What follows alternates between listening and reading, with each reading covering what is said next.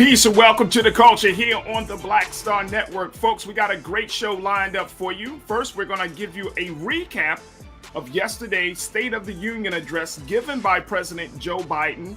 We got a couple of things that we need to point out from this message, the big takeaways. We're going to be checking in with the culture crew to get their thoughts about everything from funding the police to voting rights. There's a lot to cover, so we'll discuss it. Also, let's talk about how the Republicans have planned to ban another hair bill discrimination. Man, oh man, they just can't let us live. And of course, we're going to be talking about Girl Scout cookies, how Girl Scouts are now being berated for simply selling cookies. I'm going to give you the details on that story. So, all of that and a whole lot more on today's edition of The Culture, right here on the Black Star Network. Let's go.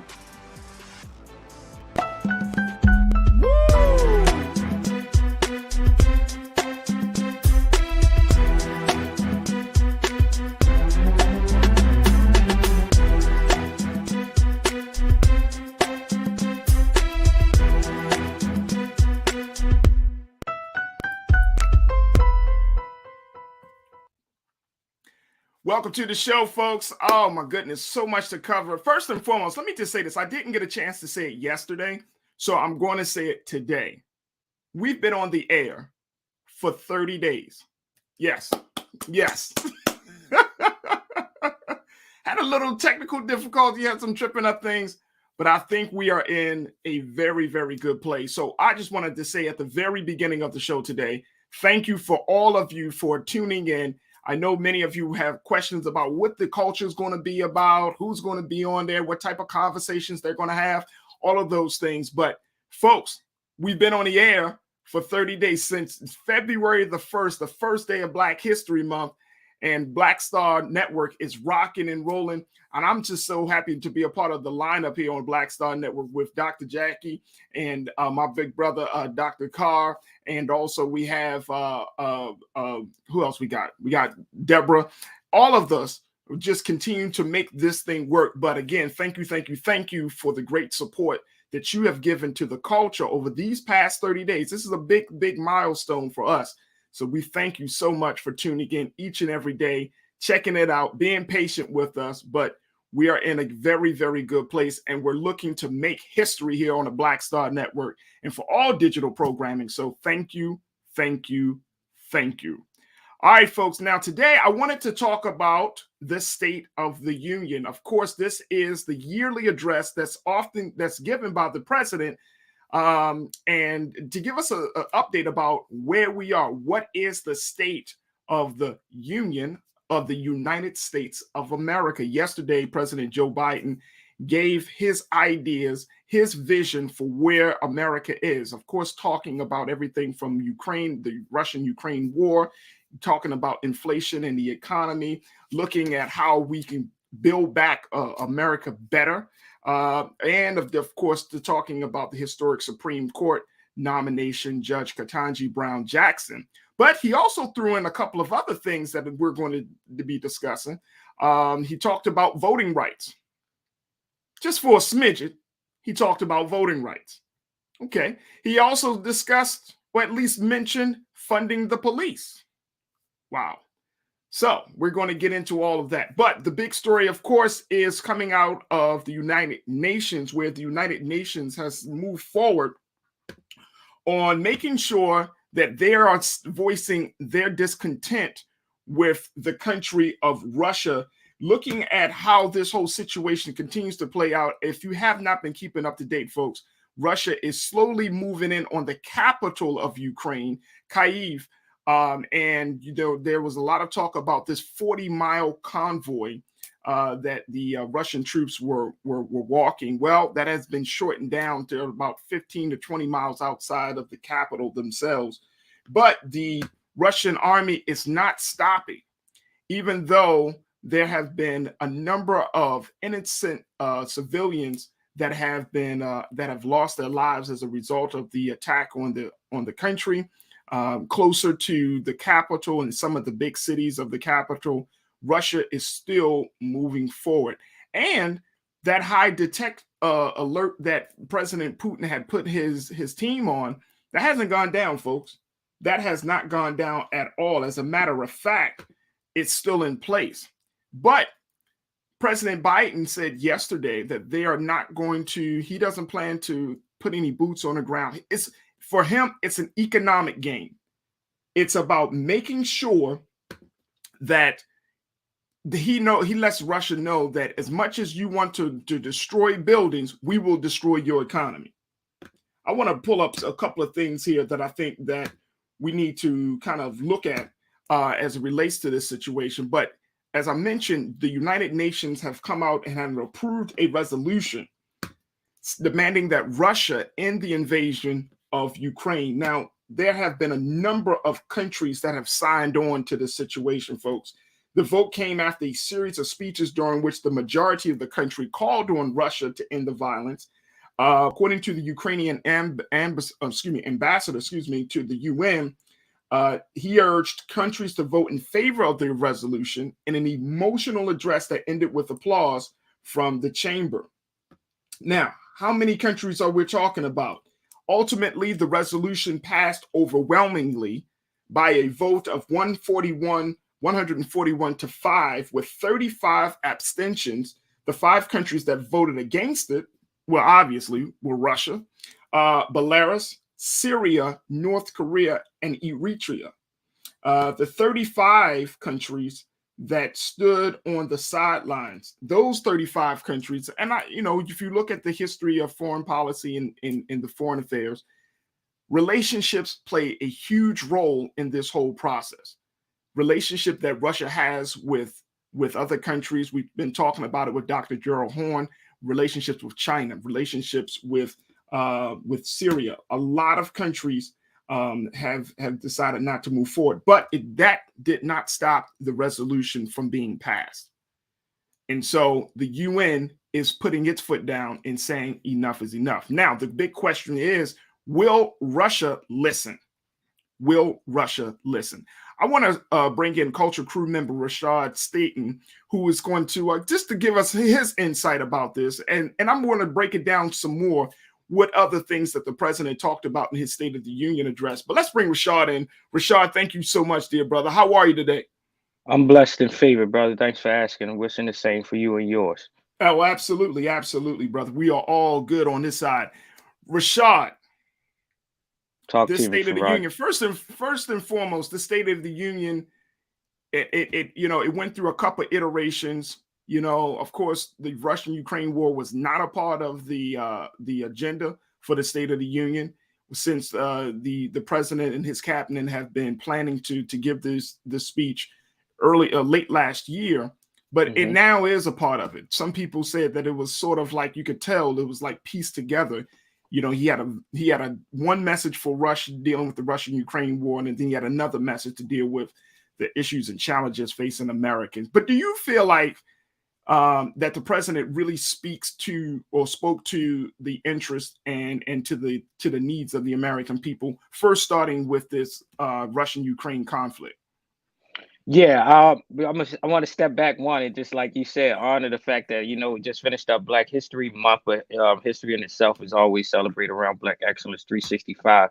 And just to attach to that to what we just saw yesterday is the idea of, the State of the Unions themselves weren't initially historically started with an idea of speaking to the American people that we want to honor, our great sister there. Which is the black woman? What is her name? Mississippi Freedom Rider. Oh wow. What's her name? Not no. Okay. Nonetheless, like when we started the State of the Union, the sister there spoke of the historical analysis of what was happening down in Mississippi and down the South, and then president at that time took to the national stage to take her voice away by switching over to a State of the Union. And I think the same thing happened again yesterday with the emergence and the timeliness of the Russian Ukrainian conflict in itself, that President Biden had to adjust, right? That was not initially the onset of what the State of the Union was, but he had to address the people in itself.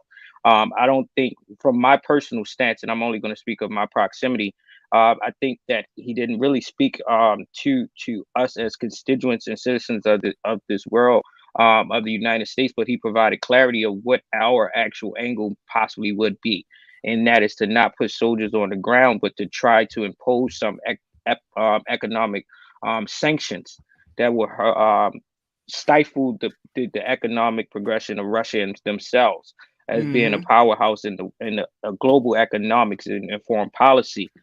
So that one in itself, him making that clear stance of what the direction of the United States and their role would be, I want to say ease my spirits just a little bit, knowing that we would not be putting, more likely at this current moment, putting bodies and spirits on the front lines to possibly, lose their lives, but us Yeah. using our economic power and our stance in this country, to force some type of moral obligation on those that are imposing on people's democracy, sovereignty, and livelihood. I think that's a great stance that America ourselves can take, right? And I think it provides a space of us as Americans to become more economically astute and how we use our tax dollars and what our tax dollars are actually being used in a global exchange around policy, democracy, sovereignty, and things of that sort.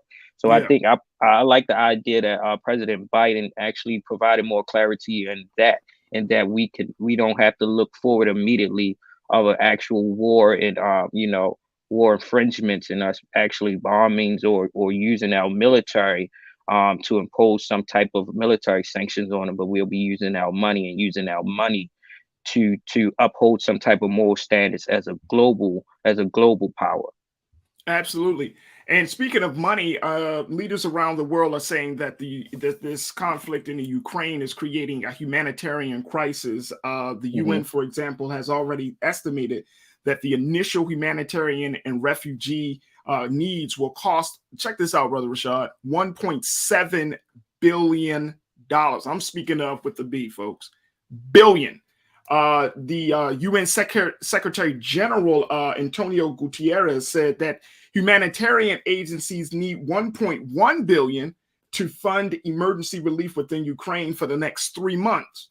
He also requested another 551 million to help pay for services for Ukrainians fleeing the country, especially in Poland, Hungary, Romania, and Moldova. 1.7 billion dollars.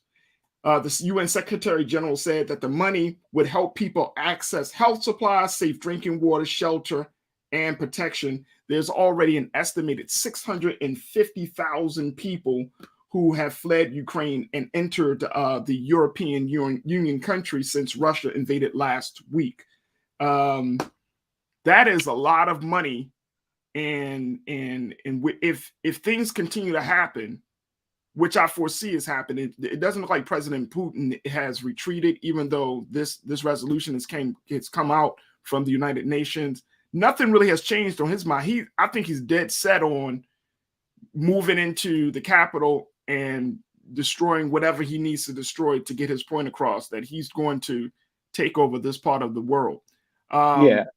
Um, what's your take on that?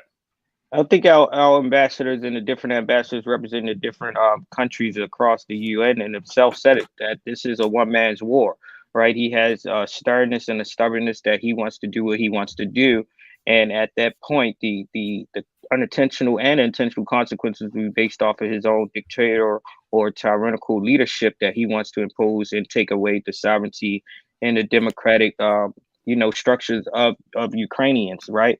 And to see the cost analysis of trying to bring some type of humanitarian needs and supports at 1.7 billion when you're looking at monetary costs of military and war in itself, that's pennies to a dollar, right?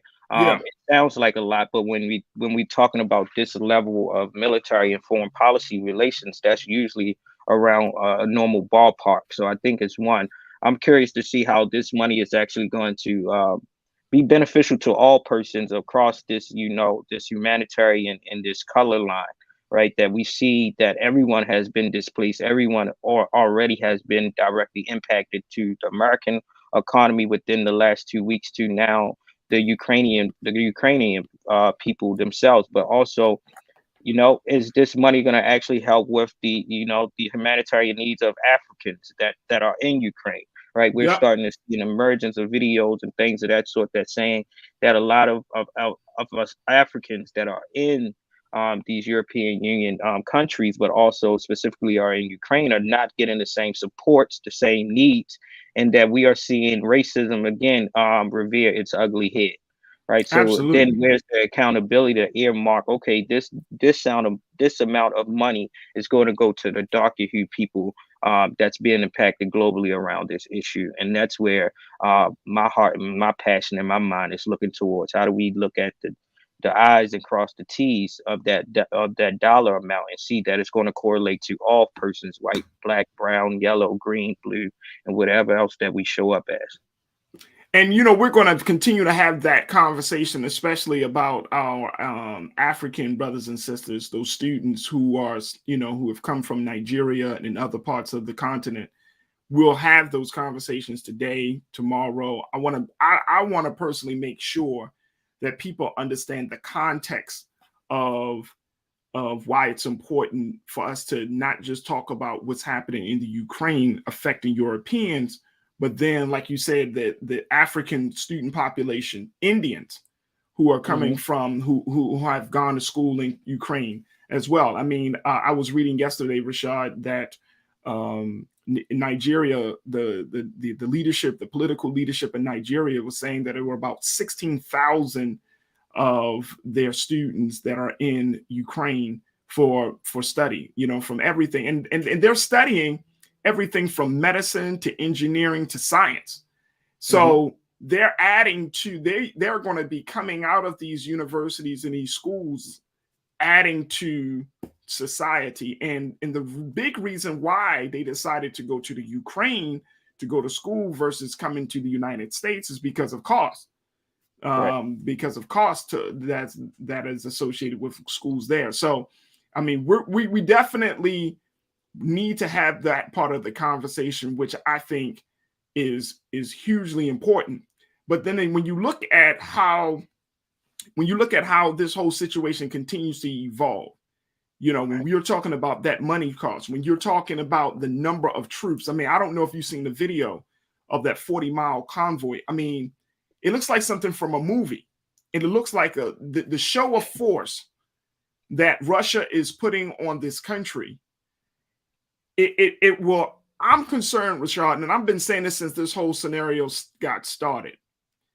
I'm concerned that the strong show of force that Russia is exemplifying is going to compel the United States to get involved Yeah. militarily.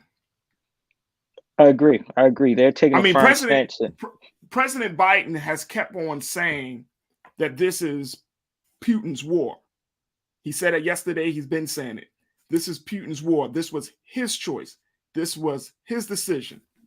And so for me, I feel like it's about to get personal.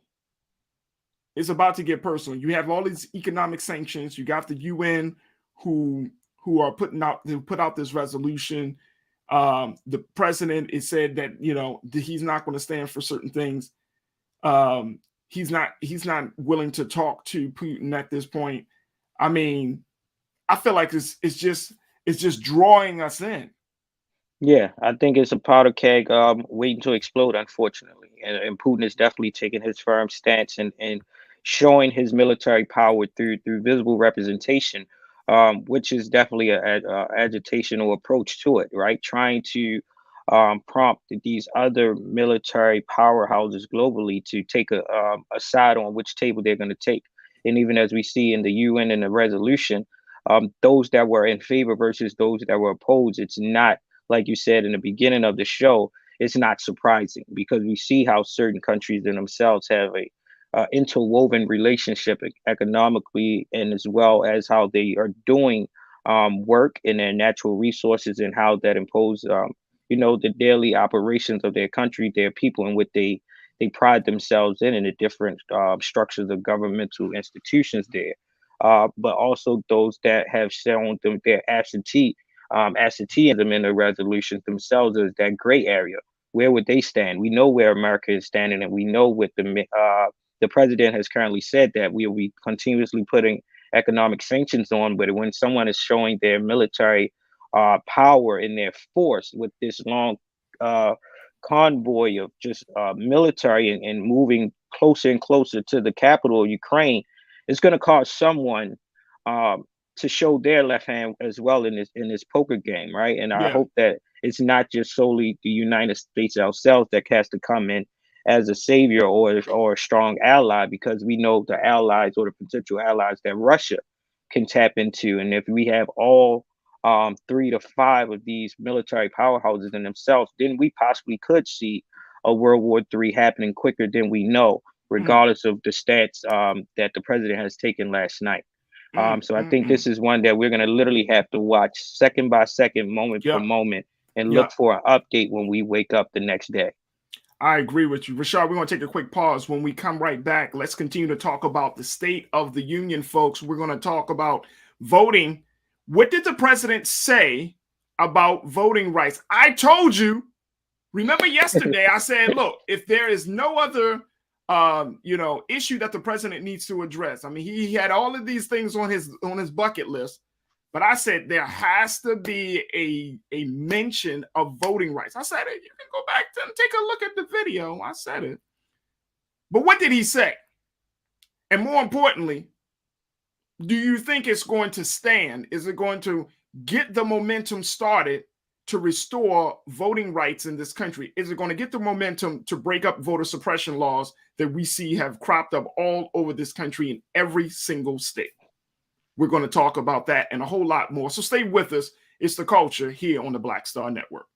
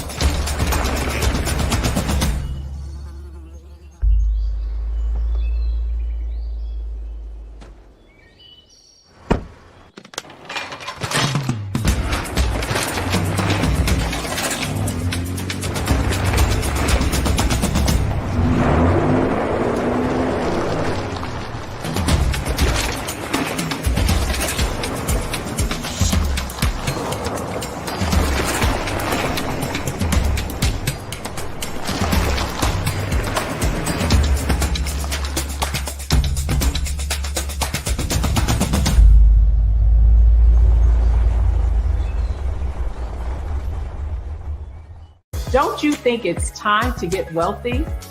I'm Deborah Owens, America's Wealth Coach, and my new show on the Black Star Network focuses on the things your financial advisor or bank isn't telling you. So watch Get Wealthy on the Black Star Network.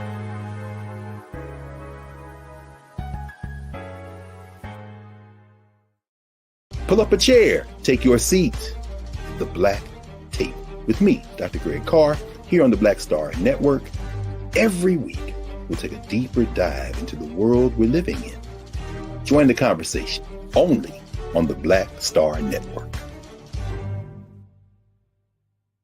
Hi, I'm Dr. Jackie Hood Martin, and I have a question for you. Ever feel as if your life is teetering and the weight and pressure of the world is consistently on your shoulders? Well, let me tell you, living a balanced life isn't easy. Join me each Tuesday on Black Star Network for A Balanced Life with Dr. Jackie. We'll laugh together, cry together, pull ourselves together, and cheer each other on. So join me for new shows each Tuesday on Black Star Network, A Balanced Life with Dr. Jackie.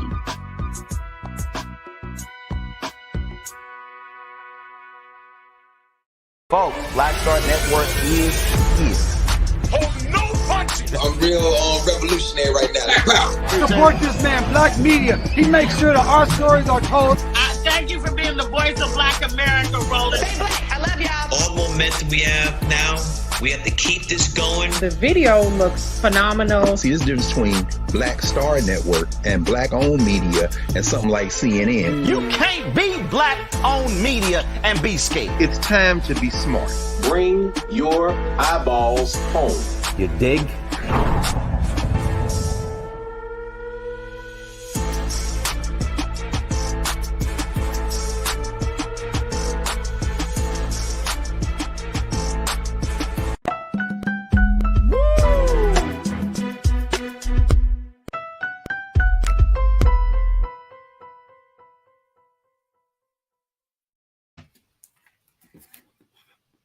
Folks, next, we've been talking about the State of the Union given by President Joe Biden today. We've been checking in with Culture Crew member Rashad Staten to give us his thoughts and insight about this, about what the president said.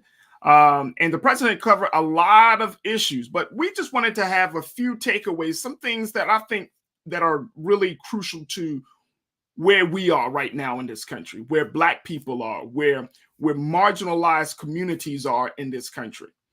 Yes, we know about the Ukraine-Russian war. We know that. And we're keeping our eye on that. But let's talk about one of the big domestic issues in this country, which is voting rights. Voter suppression laws are popping up all across this nation. And what we're seeing is an all-out concerted effort to stop, to block, and to redirect the vote. We're seeing gerrymandering strategies taking place in major states that will allow Republicans to gain the votes that they need and to get the power and leadership that they desire. Now, why am I putting it just that in that terms? I generally don't use us versus them terms when I'm talking about things, because it's not just about one person or one group of people. But we are seeing a party that is shifting the conversation. We are seeing a party that is so desirous of power that they're doing all that they can to undermine something that many people are saying is the very foundation of democracy, which is the right to vote. So let's hear what President Biden had to say in his 62-minute, 6,500-word speech from last night, the State of the Union on voting rights. Check this out. The most fundamental right in America is the right to vote and have it counted. And look, it's under assault. In state after state, new laws have been passed. Not only to suppress the vote, we've been there before, but to subvert the entire election. We can't let this happen. Tonight I call on the Senate to pass the Freedom to Vote Act, pass the John Lewis Act, Voting Rights Act. And while you're at it, pass the Disclose Act so Americans know who's funding our elections. That's just it. That's it, Mr. President. Just pass it. Hey, and while you're at it, that's it. That's all we get for voting rights. 6 weeks ago, folks, y'all remember the president was down in Georgia talking about how important voting rights were. He talked about how he wanted to bust up the filibuster. Remember this? 6 weeks ago, he stood on the campus of HBCU, right down in Georgia, right in Atlanta. I think it was Spelman College, talking about the importance of the vote. Now there is very big concern from voting rights activists from across the country saying the president didn't say enough about voting rights. Here we are in a very, very critical election year. Yesterday, Texas had their election, right? So it comes down to Governor Greg Abbott and Democratic challenger Beto O'Rourke. That kicked off the election season for 2022. But what it doesn't do is ensure that people will have the opportunity to cast a vote. And what we got from the president in that simple 1 minute and 2 or 3 second excerpt was just something that we've all been saying, pass. Mr. President, you didn't use your bully pulpit. You didn't use that great podium that you stood in front of and not just say pass it, because we've always been saying pass it. I mean, it's the right thing to do. But what about really bringing it home, driving it home, really stating the case that if people don't vote, regardless of what happens in this country, that democracy will fail, that the American experiment will fall apart? I think it was a missed opportunity there, folks. I want to check back in with Culture Crew member Rashad. Rashad, again, it's a missed opportunity, like you said. Huge missed opportunity. Rashad, what I can't wrap my mind around. Speak your truth. Is this is supposed to be the fundamental exercise, and this is the thing. And let me. You worked on a college campus. You've been around young people. I've worked with young people. We've done the work of political activism for years in this city and across the country. One of the big things that we often, and this is what I personally done. Now, look, I tell people civic engagement is everything, right? You know, you have to become civically engaged. You have to get involved with understanding how your government works. You have to know who the sources of power are. You have to know the dynamics of power, all of those things, right? Correct. You ran for office locally to be a city council person. So you believe, but it's hard to kind of tout that. It's hard to believe if the president only uses about a minute of an hour and 2 minute speech to push something that is a critical, fundamental, infrastructure-based problem. Like vote. Yeah, he did exactly what I think his intentions was, to create a soundbite, right? And that's the complexity that has to be addressed and spoken on platforms like this one here, is to how do we hold our elected officials whom got these positions based off of our vote in what they offered as under their campaign and commitments, to hold them accountable to continue to be forward, but and be intentional in what they're actually professing it to the American people. To only use a minute and 7 seconds for what is the backbone and the foundation of American democracy, it's insufficient. It's an insufficient check that will bounce in itself, like Martin Luther King has said. So we have to now hold our elected officials accountable in the space where democracy itself is being questioned through military invasion globally. And we are having these same things happening to us nationally, to only commit out of an hour and 30-minute, State of the Union, only to give less than 10% of that time to the thing that creates the infrastructure of American democracy is insufficient and is unacceptable. One, because it just has a soundbite where it's going to go as a viral sensationalism, but it holds no one accountable from the federal down to the state and the local governments to put in place infrastructure systems and how to protect the American citizen to retain their voting power, but also be informed of how they can hold themselves accountable to be civically engaged. One of the realities of it is this.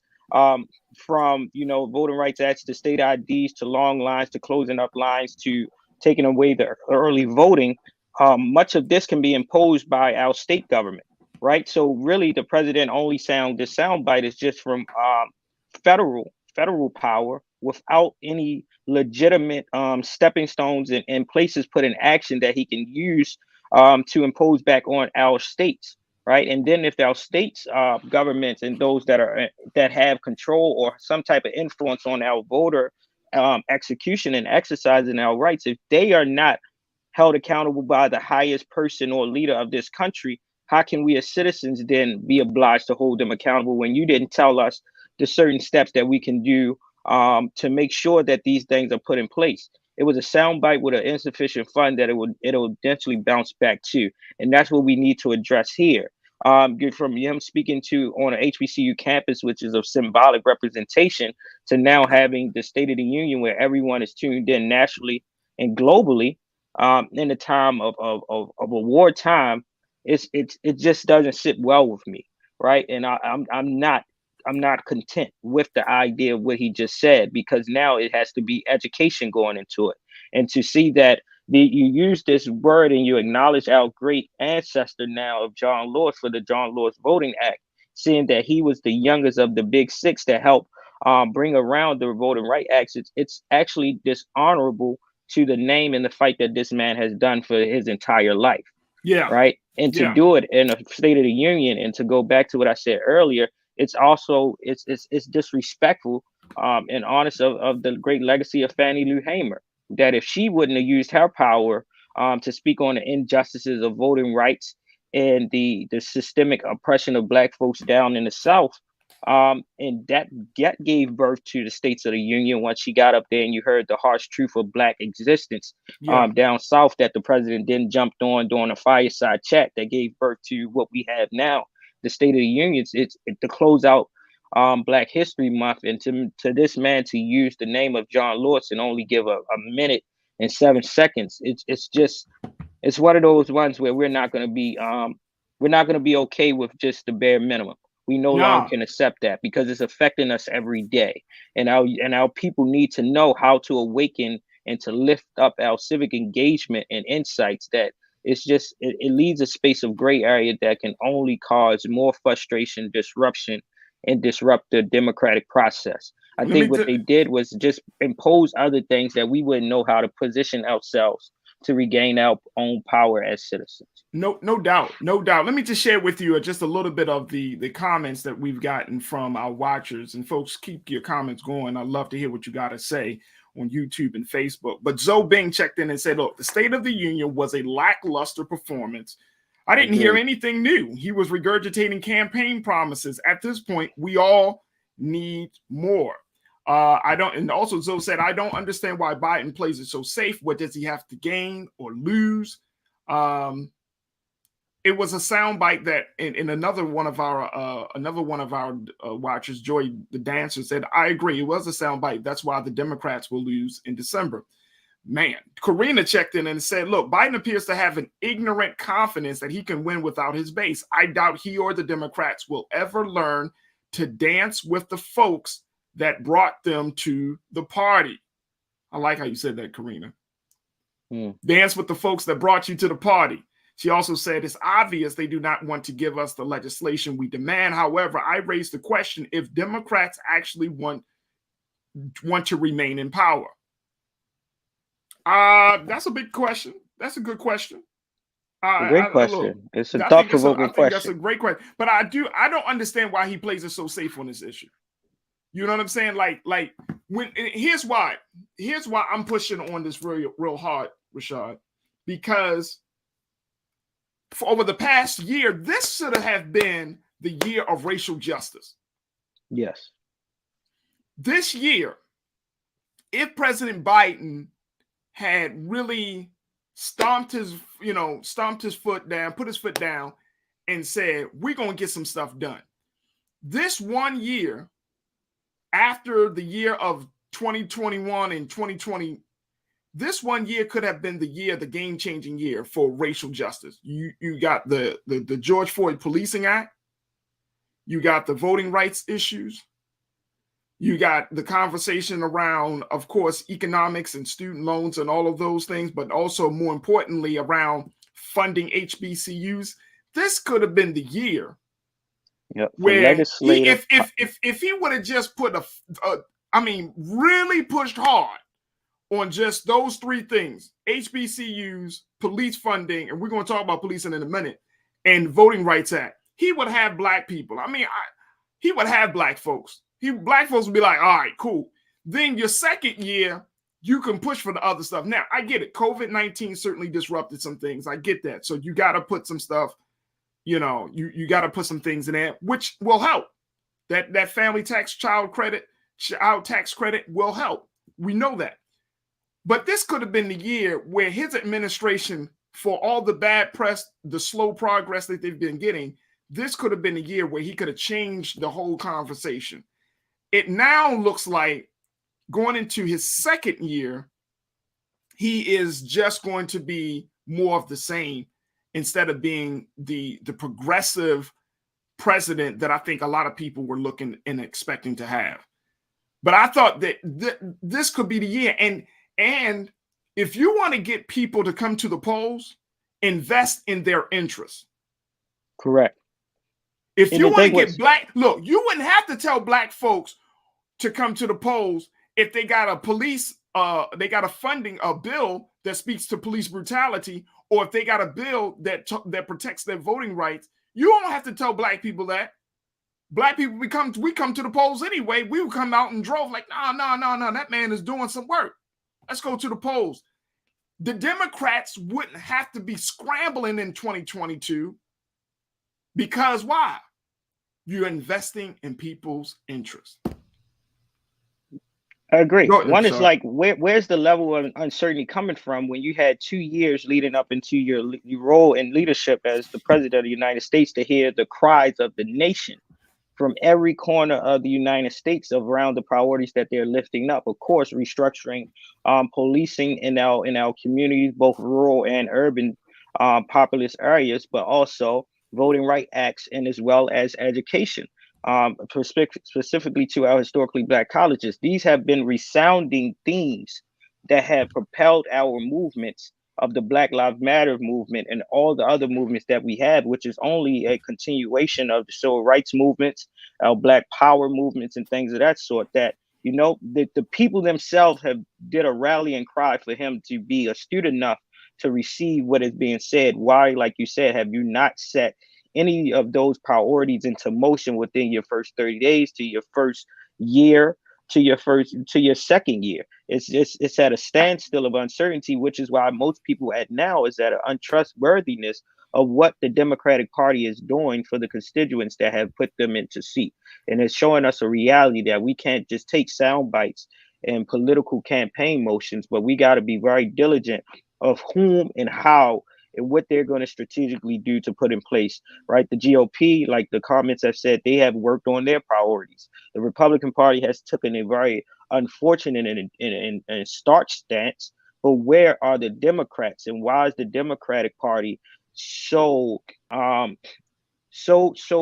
uncertain in which stance that they are, that they're playing this buck game of not willing to sacrifice, you know, the loss of certain things to gain the respect of the same people that continuously keep them in office. But it then puts us back as black and brown folks that, hey, if they don't get it right this time, we may have to reevaluate where our voting power goes to.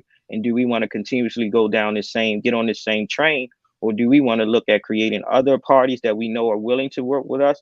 Or even go into a space of renegotiation of what the Republican Party could possibly do for us, and strip them of any of those particular conservative views that doesn't actually complement the view of us, right? And so look, and look, let me just throw this part in there, Rashad, as well, brother. This is something that I've learned, you know, going into community organizing. If you invest in the marginalized and the dissatisfied, if you invest in those who are put on the fringes, and your investment brings them into the mainstream, you are essentially helping all. Yeah, like people act as if you were to invest in interests that appeal to black people in this country, to the Native American community, to the Latino community, those communities that have often and traditionally been marginalized, that you're cutting other people out. If you help those who are disadvantaged and marginalized, you're helping the rest of the country move forward. And so it's mind-boggling to me that we're still fighting in 2022, even though we show up at the polls, even though we're showing that we can get involved. We serve as the consciousness of this country in a lot of different ways. I'm speaking of as a community, as a people, as a nation. We serve as the consciousness of this country. And yet, our interests, our needs are often overlooked, sidetracked, pushed to the side, put on the back burner. And it's getting more and more frustrating. And it's hard to tell people, go out to vote. Because why? When the next generation asks you, an 18-year-old asks you, why should I vote? It's your duty. How long you been voting? All my life. Did you gain you gotten anything from it? Yep. What is there to show? Look, we got to take a quick pause. When we come back, we're going to talk about one more element of this State of the Union speech, folks. A lot to get to. Stay with us. It's The Culture here on the Black Star Network.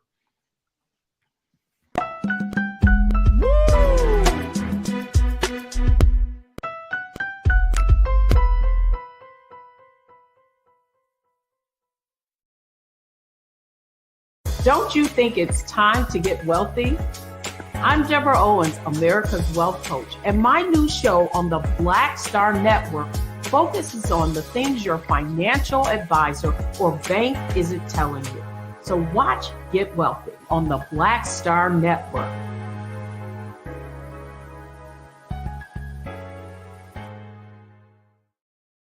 Hi, I'm Dr. Jackie Hood Martin, and I have a question for you. Ever feel as if your life is teetering and the weight and pressure of the world is consistently on your shoulders? Well, let me tell you, living a balanced life isn't easy. Join me each Tuesday on Black Star Network for a Balanced Life with Dr. Jackie.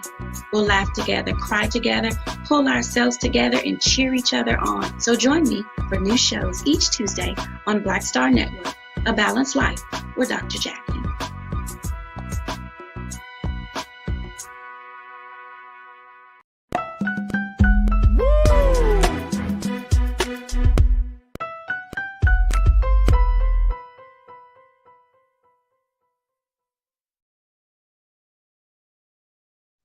All right, folks, welcome back. We've been talking about the State of the Union, having a conversation about some of the big takeaways from the president's message last night. I've been talking to Culture Crew member Rashad Staten to get his thoughts on this. One of the big, and Rashad, I want to bring you back in. One of the big, and this is a tough one here. But one of the big things that the president did mention yesterday was funding. Not defund, but funding the police. Check this out. I know what works. Investigating crime prevention and community policing, cops who walk the beat, who know the neighborhood, and who can restore trust and safety. Let's not abandon our streets or choose between safety and equal justice. Let's come together and protect our communities, restore trust, and hold law enforcement accountable. That's why the Justice Department has required body cameras, banned chokeholds, and restricted no-knock warrants for its officers. That's why the American Rescue Plan that you all provided $350 billion that cities, states, and counties can use to hire more police, invest in more proven strategies.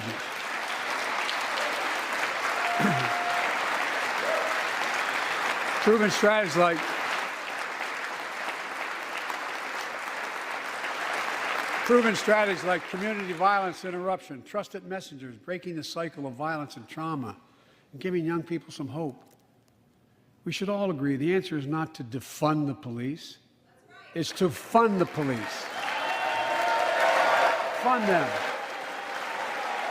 Fund them.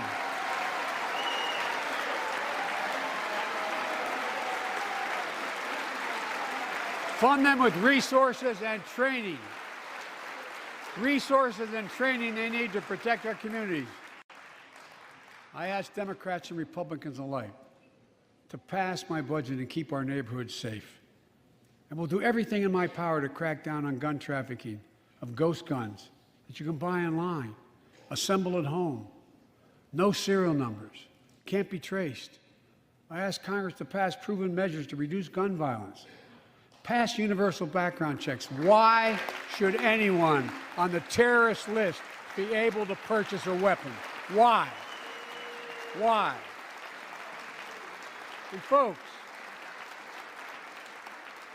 ban assault weapons with high-capacity magazines that hold up to 100 rounds. You think the deer are wearing Kevlar vests? Look, repeal the liability shield that makes gun manufacturers the only industry in America that can't be sued. The only one. Imagine had we done that with the tobacco manufacturers. These laws don't infringe on the Second Amendment. They save lives.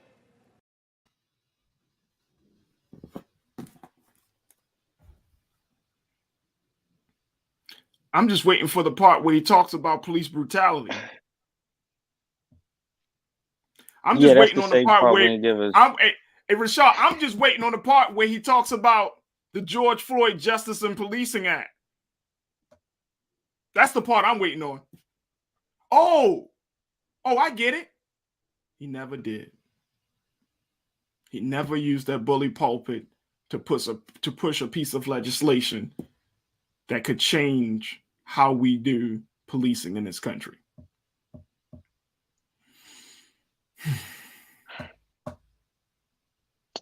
So that makes two out of two for that one. Missed opportunity. We 0 for 2 right now, Rashad. We 0 for 2. I'm gonna say one thing around this, and I'm gonna use this one term. It's a factoid, right? It's a false fact that presents itself as truth and reality. One is what he said as we talked about fund. So let's be clear. When our activists and our leaders are talking about defund the police, they're not simply saying strip the law enforcement agencies of zero operational budgets and things of that sort. They're saying, how can we properly reallocate some of the large funding that our law enforcement agencies receive in comparison to other public agencies and institutions and work and programming to better service those that he said are trusted leaders, are trusted partners, are safe havens to do the impersonable work across our communities to build respectability, to build trustworthiness, to build a sense of identity, and to build a sense of safe and healthier communities, that we don't have to expect our law enforcement personnel, staff, and officers to do the work, to be therapists, counselors, frontline workers, first responders, and things of that sort, when we can empower and use some of that funding to go to the people that have the passion, the commitment, and see people as human and have received the trainings, but also to use some of that funding to go towards intentional training around cultural sensitivity, the humanitarian of Black and brown folks, and to see how they can work and see each other outside of the badge when they are policing our communities. The president himself said we could need officers to continuously to walk the beat. Those that are understanding and aware of history, walk the beat itself is a racial term that correlates back to counting Black bodies on a plantation or in an industrial prison complex and making sure that your body is where it belongs to be, and for you to not move out of your place that they expect you to be. And when you do so, you are now deemed criminal. That term in itself is a buzzword that needs to be pushed out of our vocabulary, and it should not be perpetuated by anyone that is of leadership of this country. All right, so look, we only got a moment to kind of to reel this in, but I will say the president said something, and to your point, Rashad, the president said this last night: let's not abandon our streets or choose between safety and equal justice. Mr. President, we're not choosing between safety and equal justice. Congress is. Oh, we're not choosing between safety and equal justice. The police are. That's not for us to hear. That needs to be said directly to the institutions that do that. Because the people, we're not telling the police, hey man, no man, treat me differently because I'm Black. No. That's what police departments do. Now, I'm not for, the falsehood. And I think with the way you describe the whole defund the police movement is spot on, Brother Rashad. And I'm not for anything outside of that. But let's have a very realistic conversation. The president is talking about guns, the type of guns. Again, off the mark. The big conversation that has been plaguing this country for the past 2 years has been the treatment of Black people by law enforcement officers. That's the conversation. The State of the Union, you said it, Rashad, biggest platform in politics, right? That's the Super Bowl of politics in a so to speak. That could have been used to say, hey, we need to get back to George Floyd bill. Because guess what? Black people are still being abused and mistreated by police. It's still happening. It hasn't changed. So this is not for us to take on. This is not the burden for us to take on. We're the constituents. This is the burden for those institutions to take on. And I was disappointed that the conversation went way off of the fact that we don't have any code or any codified policy in place to start checking this crazy ass behavior that we've been seeing coming from law enforcement agencies that are designed to protect and serve. We don't have no policy to regulate their behavior. Won't put more money into police departments or hire more police. Then you talking about training them. That the training isn't the problem. It's the thinking. It's the choice to choose between safety and equal justice. Rashad, I gotta let it go right there, brother. But I know you got to jump off, and I appreciate your time with us today. Thank you so much, big brother. And God willing, we'll be talking to you soon. As always for the culture. Absolutely. All right, folks, got to take a quick pause. When we come back, let's shift gears. I'm going to share with you what the Republican Party is doing to keep discrimination of hair rocking and rolling in this country. We'll be checking in with Culture crew member Nira Muhammad. Stay with us. It's The Culture here on Black Star Network.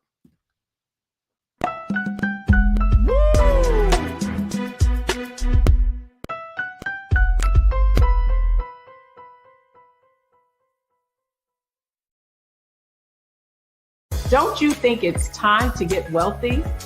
I'm Deborah Owens, America's Wealth Coach, and my new show on the Black Star Network focuses on the things your financial advisor or bank isn't telling you. So watch Get Wealthy on the Black Star Network.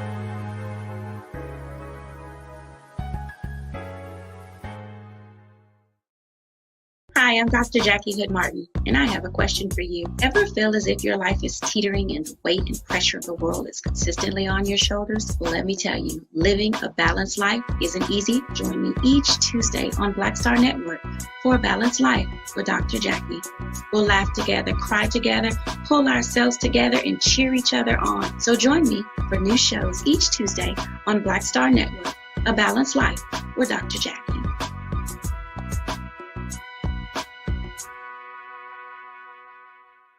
Pull up a chair, take your seat. The Black Tape with me, Dr. Greg Carr, here on the Black Star Network. Every week, we'll take a deeper dive into the world we're living in. Join the conversation only on the Black Star Network.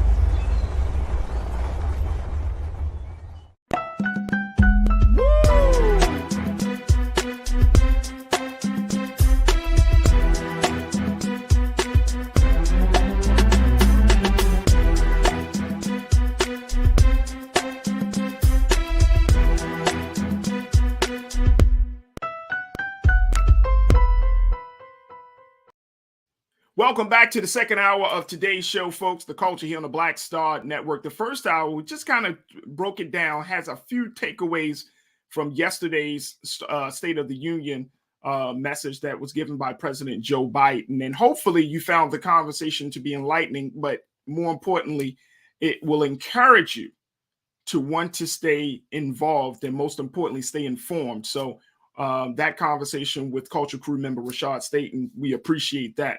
But I want to shift gears now because there is another conversation, or rather issue, that's on the table that we've been talking about this for a while.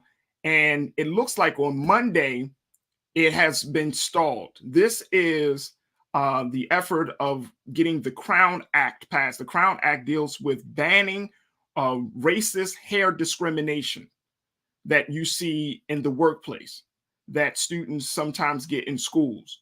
And so this act, which would help to and give Black people, particularly Black women, an opportunity to express themselves, to be themselves. A young brother like myself, rocking some locks, I won't be discriminated against by any employer or anything like that. This bill would have helped to kind of clear the path for that level of expression to happen. However, this past Monday, the last day of Black History Month, the Crown Act failed to pass the House with a needed 2/3 majority as part of an expedited voting process, with 235 votes for and 188 votes against the bill. You want to know who voted against the bill? All Republicans, not joking. Democrat Representatives Bonnie Watson Coleman of New Jersey, Barbara Lee of California, Gwen Moore of Wisconsin, Ayanna Pressley of Massachusetts, and Ilhan Omar of Minnesota, all Black women, said in a statement that they will ensure it gets brought back up for a vote through a longer process that would need only a simple majority to pass.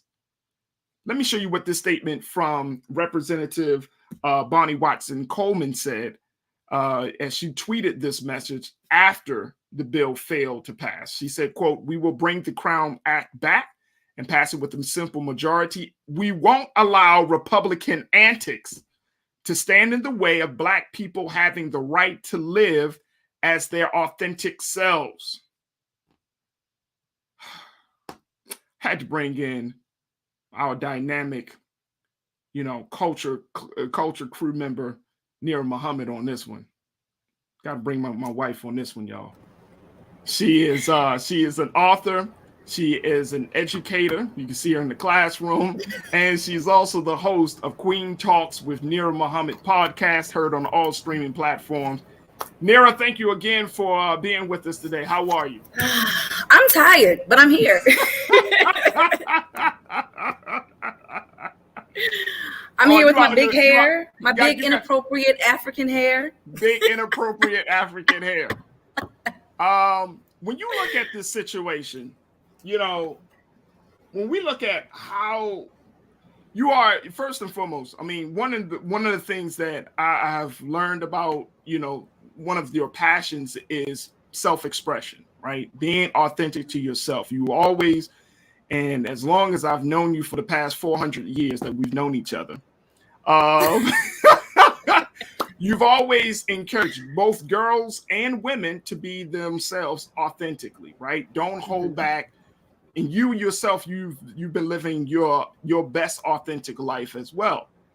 But to see that your a person's authenticity, to see that their personal expression can be politicized and even thwarted by just by policy and legislation, how does that make you feel? Because I feel like that doesn't happen too much for men, even though Crown Act, of course, cover men's hairstyles as well. But sure. I see a lot of it happening, that level of interruption happening for women, it's particularly Black women. Yeah, I mean, to be honest, growing up, I ran away from my natural curly hair for so long. I never wanted to wear my hair curly. I always wanted it to be straight. I wanted to look like the girls that I went to school with. I know for me growing up, I grew up in Arizona. So my friends were either white or Mexican, and they always had straight hair. So I wanted straight hair as well. But I have like super curly hair, and I hated it. I literally cried and begged my mom, please straighten my hair. Please straighten my hair, to the point where I over straightened it, over processed it. My hair fell out, so many different things. So it took years for me to get to a space where I was actually comfortable just wearing my natural hair. And I think a lot of Black women can attest to that as well. And even Black men can attest to that, where we've always felt like, oh, I need to have my hair this way. I need to look this way because I need to look good for a job. It's the same thing with tattoos. I can't have this tattoo or I can't have this piercing because of my job. And again, like you said, this is geared toward Black people. I know as an educator, the last school that I worked at, there were white teachers, white women who had purple hair, who had pink hair, who had blue hair. And it was seen as cool. It was trendy. But if you see a Black woman wear purple hair or pink hair or blue hair, oh, that's ghetto. That's not professional. You shouldn't show up to work that way. So those double standards are there. They are so prevalent. And I definitely think that we need to address it. I'm actually sitting here feeling like that R in Republican needs to be changed to racist. Because at this point, you're a racist. These policies are racist. To tell us that we can't wear our hair in our natural state is racist. There's no other way to put it. If you're a Republican at this point, you're a racist. I'm not finding a line that divides a racist and a Republican. Where is it? You know, I mean, and that's a harsh term that the people try to shy away from there, and you know racist. That, you know, but I it's hard to not see your not feel your sentiment and see your point on that, because a person's hair should not be public policy. It's my hair. It's your hair. It's coming out of your scalp. You know, it comes out of my head. What do you want me to do? Well, I want you to go get Madam C.J. Walker's perm, burn out your hair, and look like so that you can look like a white woman. But then white women are going to turn right around. It's all right. White women are going to turn right around and they're going to get braids and they're going to get lip fillers and they're going to wear big hoop earrings and they're going to try to talk like Black women. We talked about this even with Aquafina. Every other culture and every other woman, they want to mimic Black women until they don't. Yeah. And this is the part about, this is the slippery slope. This is the part that I think that is the most concerning. That if you start to try to politicize and legislate a person's natural features, then where does it stop? You know what I mean? Like, where does it stop? So are you going to start to say, well, look, you can't have tattoos or you can't have piercings or you know what I'm saying? Like, you know what I do? I personally, Farajii, I equate, you talking about my hair, you're equating that to my skin. It's that simple for me. You're equating my hair to just being Black. Period. I don't think there's any other way to sugarcoat it. This is to say, oh, because you have natural curly hair or because you have braids, you can't get a job. That's insane. That's absolutely insane. So you're not going to tell me I'm not a better teacher than half the white women that I know. You're not going to tell me that. Just because my hair is curly. You're not going to tell me that. I don't care. Like, I mean, it's really insane. It's so insensitive. It's one of those topics that it's even hard to talk about because you really get so pissed off with the fact that we have to beg to be ourselves. In 2022, we are begging to just be ourselves. To just show up as my natural, authentic self. I gotta beg for that. I have to get policy written to be myself. Racist. That's it. And so, you know, when we look at this, by you also being an activist and advocate, you know, what would you say there is some of the best ways that folks can start to fight against this? Like, we've seen this in the halls of Congress where never pick up a piece of straight hair. What you gonna do? You're gonna fire every last one of us? Yeah. What are they gonna do? Yeah. We already have shortages thanks to COVID in many fields, whether it's in the medical field, education. Oh my gosh, how many teachers are leaving the classroom? So you're gonna fire? Well, one, I don't have those issues as a teacher, but it's just the thinking behind it. We gotta start. I'm sick of Republicans, Farajii. It's like I'm just genuinely tired of Republicans. There's no other way to put it. I'm tired of them. I want to destroy the Republican Party, to be honest. I want to dismantle. How can we do that? That's what I want to know. How can we dismantle the Republican Party, the racist Republican Party? Because that's what it's turned into. And it's hard. That's not the Republican Party that Abraham Lincoln was a part of.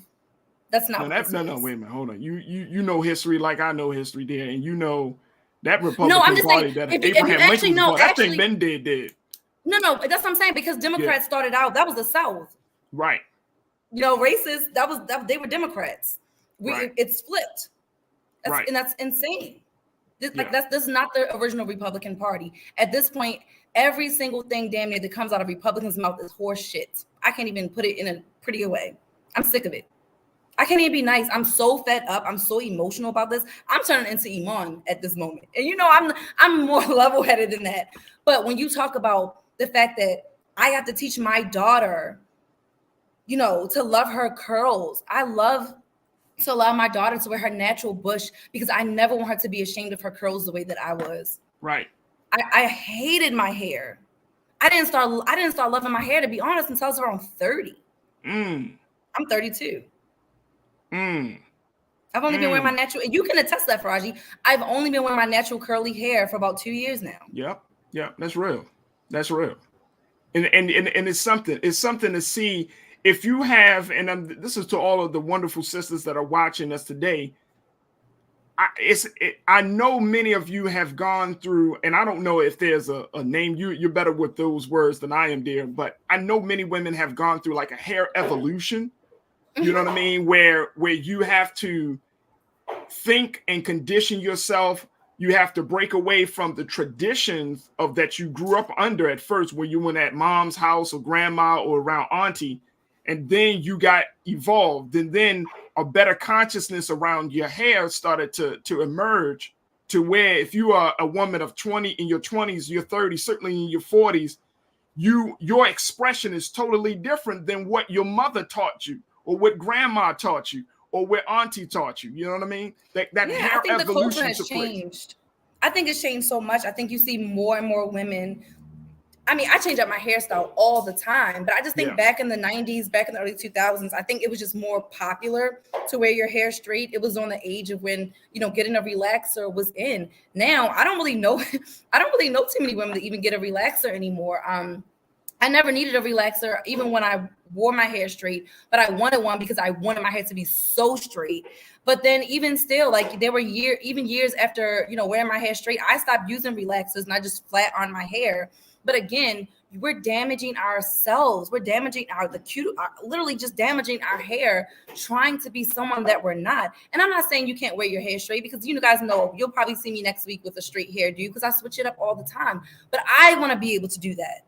I want to have the right to choose which hairstyle I decide to wear. Some days I want to go straight. Some days I want to go curly. Sometimes I want my braids. Sometimes I want my faux locks. Yeah. I have the right to choose how I look, just the same way white women do. And if they can't get the same hairstyles as we can, I am so sorry, but that does not give you the power to say, well, because I can only wear my hair this way, then you can only wear your hair that way. We're not equal in that way. We're not. Yeah. Let me go to some of these comments. Pastor Dave checked in and said, our women's beauty is their hair. A black woman's hair in the motherland showed rank as well as beauty. That's my opinion. Yes, blessings. Pastor Dave, thank you so much for your comment. Let me see here. Tiny said, it doesn't stop. It gets worse. I refuse to straighten my hair anymore. I also have been wearing head wraps since 2020. And I double dog dare someone say something to me. I know that's right, sis. Me too. Me too, sis. Oh, because I'm gonna come back with it even bigger. I'm gonna come back with it even bigger. I'm gonna be right at the beauty supply store, coming back with it even bigger. Play with me. Yeah. So people have been checking in. Also, Rocking with the Truth said, I love my natural, kinky, coily hair, and have been rocking it for 12 plus years. Amazing. And Oil Kings checked in and said, white supremacists always give the benefit of the doubt to other white supremacists. Oil King, thank you so much for that. Keep your comments coming. Because part of the big things that I'm seeing around this whole hair issue, I mean, we have a Crown Act here in the state of Maryland. And one of our local legislators, she pushed forth for this legislation to pass, but to still be in 2022 and we're still in this place is really like mind blowing. And Farajii, yeah, didn't we recently see a story about a little black girl? I think she was a mixed girl who had her hair cut by her teacher. Yeah, yep. I'm going to jail because I'm whipping someone's ass. They cut my daughter's hair. Period. Yeah. Same day. You're getting your ass. I'm going to. Be prepared for that ass whipping because it's coming. And look, but see, Wait a minute, but hold on. Now we've been talking about girls, but our son, of course, Same thing. Curly has hair. this beautiful, like curly fro going on. Does. You know what I'm saying? Looking like Oh, Miles you touch Morales. you cut my kid's hair, I'm gonna cut you. Cut for cut. What's up? I got my scissors. I'm ready. But see, look. Now here's the other thing. I mean, we can kind of laugh and joke, but then I do remember there have been cases and stories of, for example, and I forgot this young brother's name, but he was a wrestling. He was a wrestler in school. Yep. And he had his locks cut. And there has even been shows that spoke on this issue. I forgot the show that The Game in the new The Game. Oh yeah, with her daughter with tennis. Where her daughter whipping ass.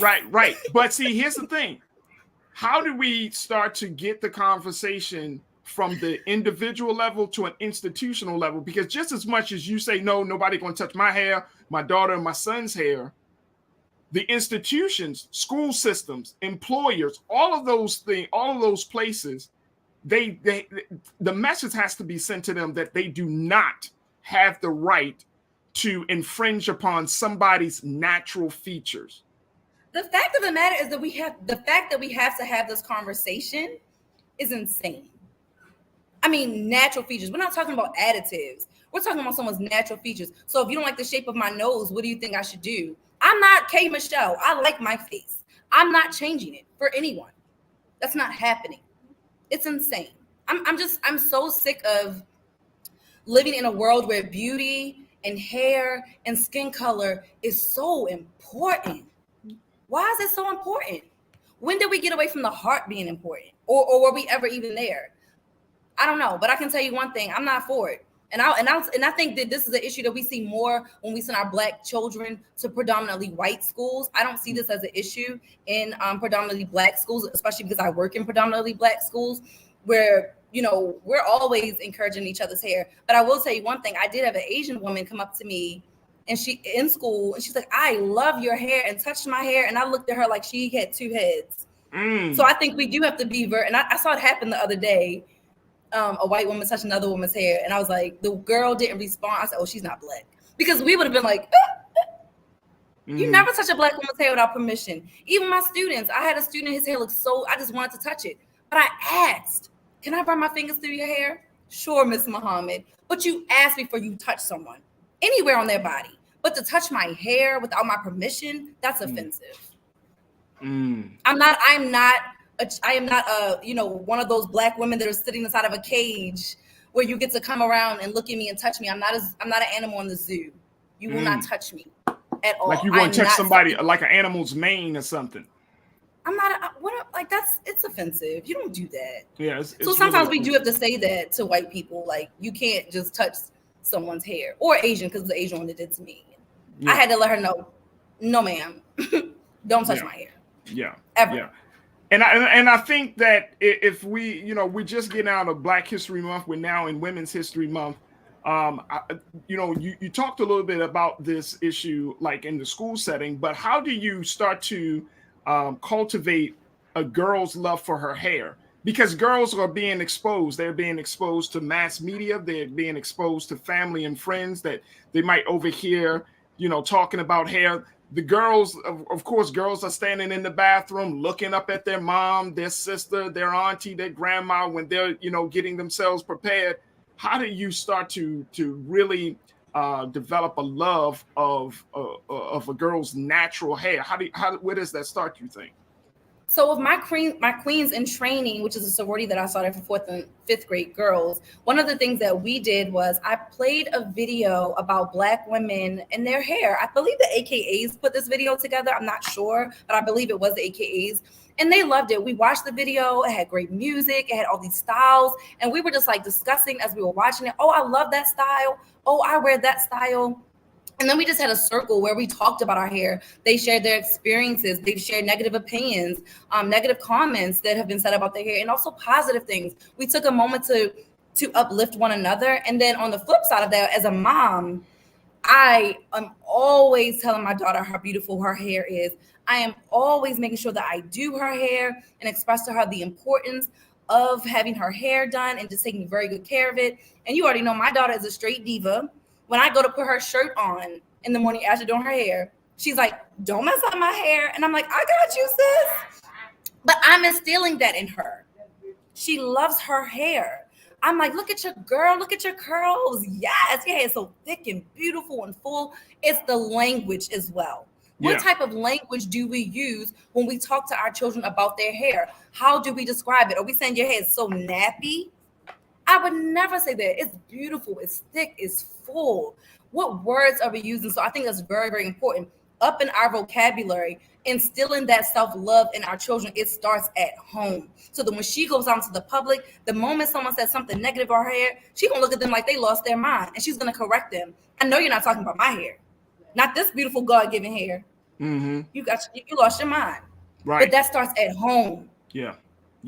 I mean, we one of the things of course, like I'm so happy to see that there are like books. Of course, we can kind of go back to the great we have so many of those hair love books. Hair love books. Gosh. Hair love. We have Crown. Actually, is a book called Crown. We have about 5. I know in our personal library, we had at least like 6 books. I have Cool Cuts for boys. It goes through just all these different hairstyles for Black boys. That same exact author, I know her name is Michelle something. I can't think of right now. But she has a book called Cool Cuts, and then she has another one for girls. And every page, and it just shows Black children, different skin tones, different hairstyles. And it's just really, really fun, really, really cool. I've actually read them on Booking with Mommy and Nigel on YouTube. So yeah, if you want to read the book, my son and I read them on our show, Booking with Mommy and Nigel. So you guys can check out Cool Cuts. And it's just a really great book to get him excited and get your kids excited about that representation and seeing themselves. So I love that you said that, Farajii. Even shows like the Proud Family, all the characters in the Proud Family have different hairstyles. They are showing you Black excellence, showing you that Black children are colorful. We are so different. Some of the kids have braids. Some of them have locks. You know, they wear just different styles. So that representation is so very important, and you have to start early. Absolutely. And you're talking about the author, Michelle Renee Rose. She yes, wrote the book. I couldn't think of it for a moment. Right? Thank you. It's all good. Cool Cuts. I have so cool many books curls. in my head, I can't always remember. It's cool. It's fine. But Cool Cuts and Cool Curls, the book for hair for Black boys and Black girls. Let me just share with you. Tiny's checked in and said, this white guy I worked with touched my daughter's afro when she came to my job to see me. And man, I thought I was going to have to pull her off of him. I stepped in and was like, don't touch her hair. DeAndre checked in and said, look, they view their approach on Black hair as petting you or, oh, your hair is so exotic, etc. Yeah, that's how I felt, Farajii. I felt like I was a dog when she touched my hair. I'm like, am I a dog? Right, absolutely. Petting me like I'm a dog. It was so offensive. She wasn't trying to be offensive, but it was offensive. Yeah. And DeAndre also said they don't think they have to ask to touch your hair, let alone your hair. They ask to touch your person, let alone your hair. Facts, Nira. We definitely have to do away with that slave discriminatory term of calling our people's hair nappy. Absolutely. And I think you know, you and I, we always talk about this, the power of language. Language is everything when you're trying to change the culture or change the attitudes and thinking of people.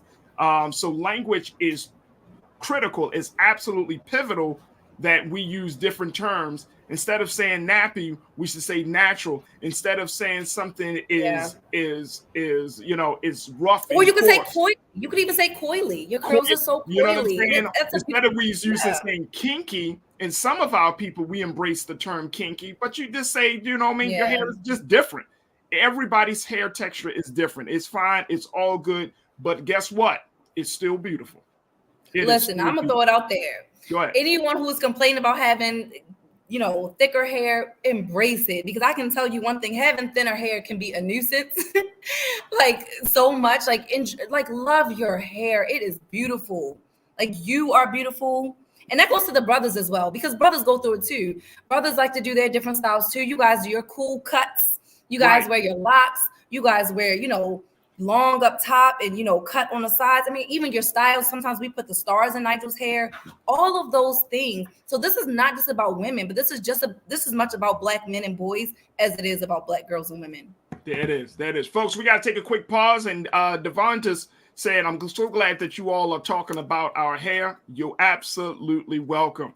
Look, we got to take a quick pause. When we come back, let's talk about Girl Scouts. I know that's a favorite thing for you, Nira, Girl Scout cookies. But do you know that Girl Scouts are now being berated? There are now people that are complaining about Girl Scout cookies. I'll tell you why. And later, we'll just talk about what Lauren London had to say since the death of her love of her life, Nipsey Hussle, and some of the big lessons she learned. So stay with us. A lot coming at you on the final 30 of The Culture right here on the Black Star Network.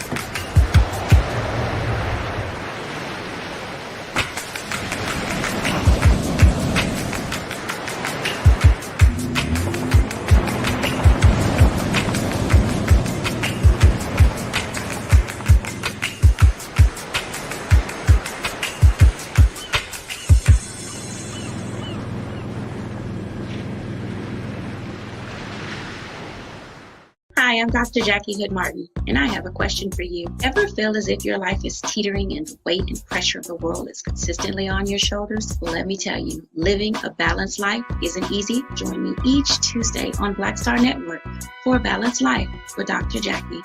We'll laugh together, cry together, pull ourselves together, and cheer each other on. So join me for new shows each Tuesday on Black Star Network, A Balanced Life with Dr. Jackie.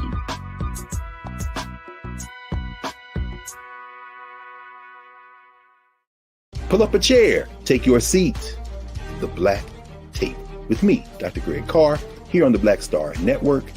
Every week, we'll take a deeper dive into the world we're living in. Join the conversation only on the Black Star Network.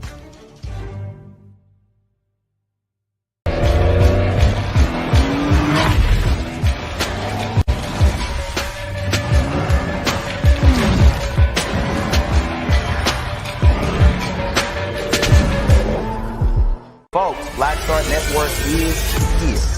Oh, no punches! I'm real revolutionary right now. Support this man, Black Media. He makes sure that our stories are told. Thank you for being the voice of Black America, Roland. Stay black. I love y'all. All momentum we have now, we have to keep this going. The video looks phenomenal. See, this difference between Black Star Network and Black-owned media and something like CNN. You can't be Black-owned media and be scared. It's time to be smart. Bring your eyeballs home. You dig?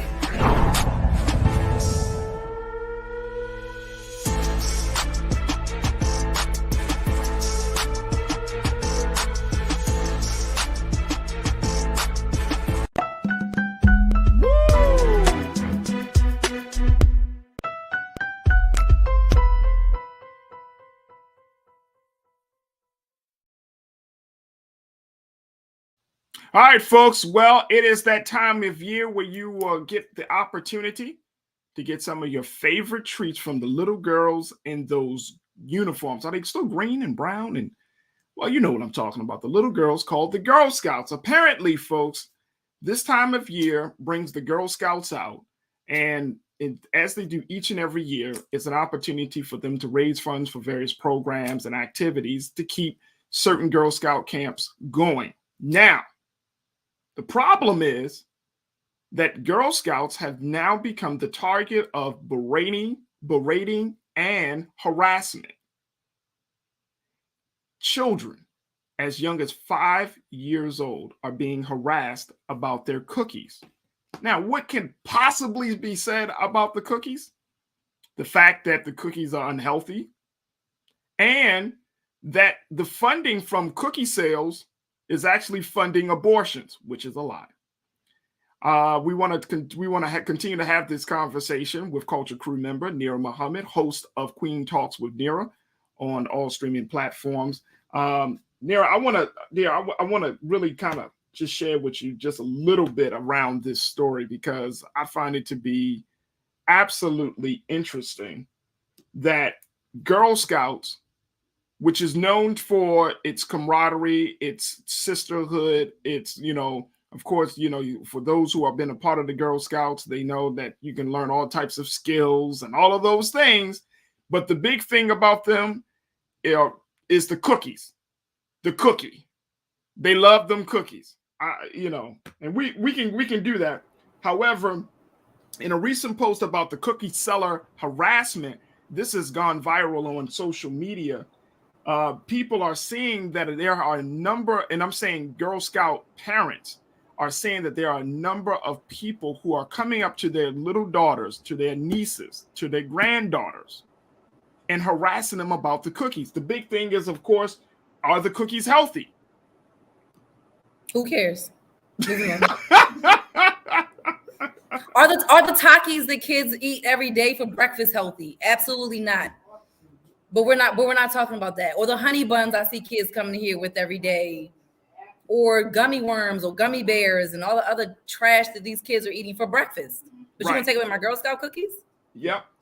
Girl Scout cookies. A lot of people, there have been a number of comments about weight and diets, and a lot of adults. Check this out. This is coming from adults, not from other children. This is coming from adults that are killing the self-esteem of these little girls simply trying to sell cookies. This is the sad part about this. Let me just tell you the sad part. It's like going up to a child's lemonade stand and be like, you know what? This is terrible. You put too much sugar in this. You lemonade. Put too much sugar. I got a question. So is Mars livable yet? Can I go to Mars at this point? Because I'm sick of Earth. I'm sorry. Can we go to Mars yet? Because Earth is just ghetto. Can we just... The moment that they started coming after little girls for selling Girl Scout cookies, something is wrong with the world. I don't like it. I can't eat Girl Scout cookies because they're not gluten-free. I think they have one gluten-free cookie, but there's a new brand of gluten-free cookies that is like a mimic of Girl Scout cookies. Okay. That's how big Girl Scout cookies is, though, that they had to make a whole brand. The Samoas. You talking about the Samoas? Huh? The Samoa cookies? Which ones? I like the fudge cookies. Oh, the fudge cookies. I like the Thin Mints and I like the birthday cake ones. Yeah, I said Samoas. Those samosas. Thank you, those nasty. The only one I hated was the one with the coconuts because I hate coconuts. Yeah, I'm not a coconut fan. But any other Girl Scout cookie, give it to me. And come on, people talking about you're overweight. You never heard the word moderation? Yeah. You can't eat. So you're telling me you never eat sweets. You don't go to the ice cream parlor. You don't eat pizza. You haven't had a burger. Sit down. People are so annoying. You know what? And that's so funny because how many times have you gone up to the ice cream truck and be like, this shit is unhealthy? Let me get some of those. How many times? How many times do you hear the ice cream man outside the door with the little bell? And you talking to you? Wait a minute, hold on, kids, hold up. How many adults do we see in the McDonald's line still? I'm surprised McDonald's is still around. How? Because after you turn 25, it messes your stomach up. One bite and you on the toilet. Explain yourself, over 25-year-olds. Hey, look. How y'all eating McDonald's still? Apparently. This is a real problem. McCole checked in and said, quote, people are harassing the girls selling Girl Scout cookies. That is foul. That is beyond foul. And I agree with him. You know what I'm saying? Like, here's the thing. And this is, you and I often have this conversation, right? People's diets are changing.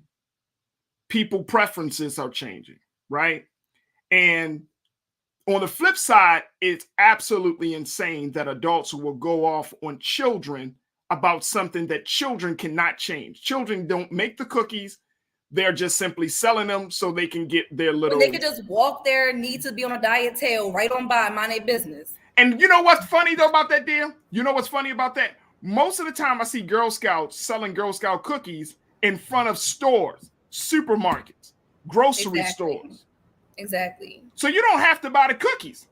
You don't have to buy the cookies. It's like if you don't want to watch this show, you don't have to watch. I never forget. I was on the air with Kathy Hughes, Miss Kathy Hughes, the great Kathy Hughes, and we were doing this radio show together. And people would she said people would call her up, and she was talking about how she used to do radio with her and Dick Gregory back in Washington, D.C. years ago. And she said, Farajii, people would call up and say they don't like the show. They don't like what we're talking about. And she said, you know what I would tell them? Turn the station. You don't have to listen. I feel like that 100%. If you don't like, I get tired of people complaining about stuff that they don't have to be a part of. You don't have to participate. You don't have to indulge. It's just that simple. Now, here's the flip side. Here's the flip side on this, dear. Here's the flip side, and I wanted to get your take on this. The flip side of this is that if the Girl Scouts are concerned about harassment, how about starting making some cookies a little bit that speaks to the health, the dietary preferences of people, because everybody doesn't eat the same. But they already did. They do have that already. They just sell under the Girl Scout banner. No, not like another company. No, under Girl Scout, they do sell Girl Scout cookies. One of my students sells Girl Scout cookies, but they always sold out of the gluten-free cookies. Right. I was like, see, everybody wants the gluten-free cookies. Everybody wants crap on gluten-free. But those cookies sold out fast. So Girl Scouts, they do have vegan cookies, and they do have gluten-free cookies. They have options. People are just stupid. That's okay. Okay. No way to put it. You are an idiot to go and harass a 5-year-old about a cookie that you don't want to buy. Walk your fat ass on by and go in the market and get you a piece of celery and keep it moving. I want my cookies. Mind your business. Right. Grace checked in on our page and said, actually, how many times do people read the label for sodium and sugar content? Nope. Buy it because they like to eat it.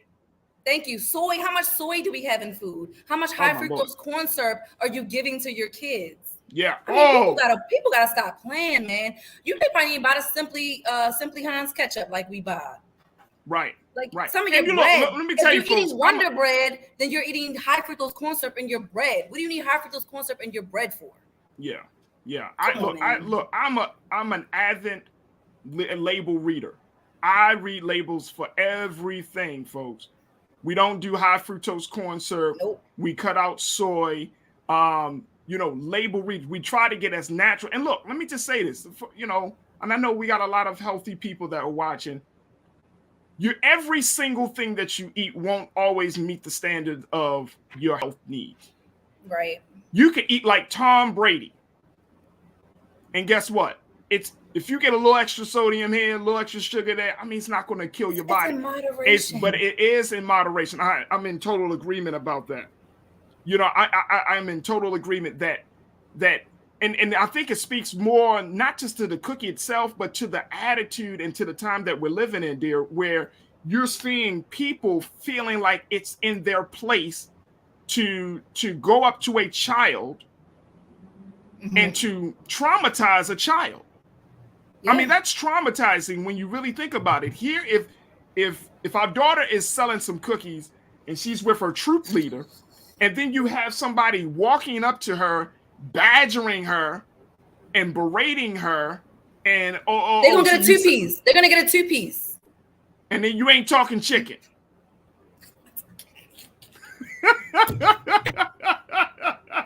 I promise.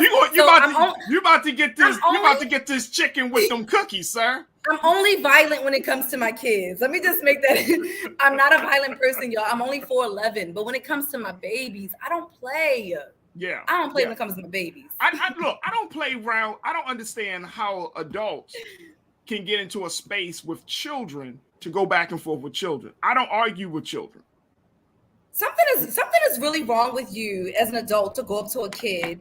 And that's why, so I am not making fun of anyone's weight. I think that people are beautiful no matter what weight they are. I have celiac disease, so I struggle with weight. 2020, I was 20 pounds heavier than when I am now, and my weight just fluctuates every year, and I can't control it as much as I would like to. I'm trying to. So I would never make fun of a person's weight. I am only coming at people who are coming at kids, because that just shows me that you just have like no boundaries. You just have no care in the world to come at a kid for trying to do something cool or just to be out in the community, service in the community. I love Girl Scout cookies. When I see them, I go and support, even if I can't eat the cookies. I've given them to my students as a treat at the end of the day. So I love to support Girl Scout cookies. Come my way. If you're in Baltimore, come on. I want the cookies. Bring them to me.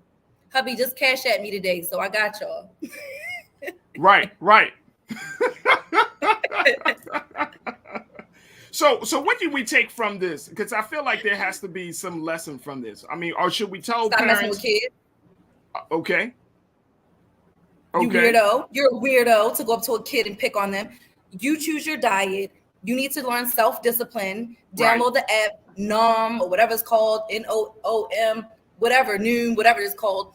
Do whatever you have to do to make sure that you're living your life authentically to yourself. You're only putting in your body what you want to have in there. And don't worry about other people. That's not for you to say. Mind your mother effing business. Is that something? Yeah, I think so. And just chill out, man. It's only a cookie. It's weird. You know what I mean? You're crying over spilled weird to milk. Me? Yeah. Weird. Oh, weird. All right, folks, we're going to take a quick pause. When we come back, let's talk about some life lessons that we can learn from someone who has lost a loved one. Stay with us. It's The Culture here on the Black Star Network.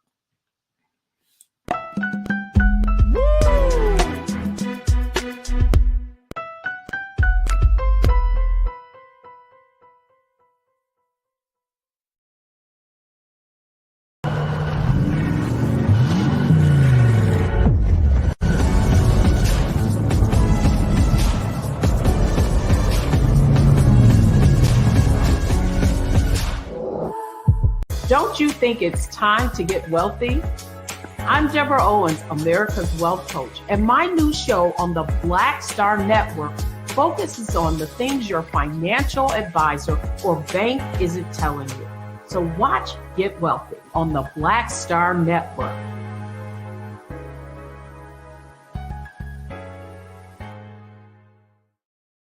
Hi, I'm Dr. Jackie Hood Martin, and I have a question for you. Ever feel as if your life is teetering and the weight and pressure of the world is consistently on your shoulders? Well, let me tell you, living a balanced life isn't easy. Join me each Tuesday on Black Star Network for A Balanced Life with Dr. Jackie.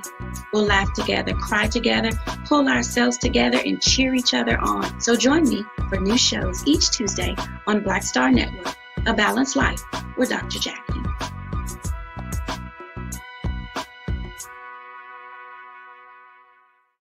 Pull up a chair, take your seat. The Black Tape with me, Dr. Greg Carr, here on the Black Star Network.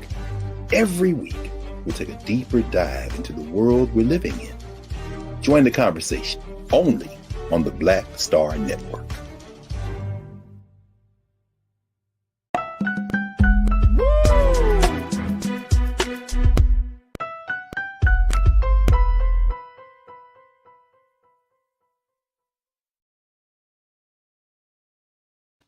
Folks, as we close out today's show, I thought that it was appropriate that we at least have a conversation about love, loss, and finding yourself when things in your life seem to be going off track.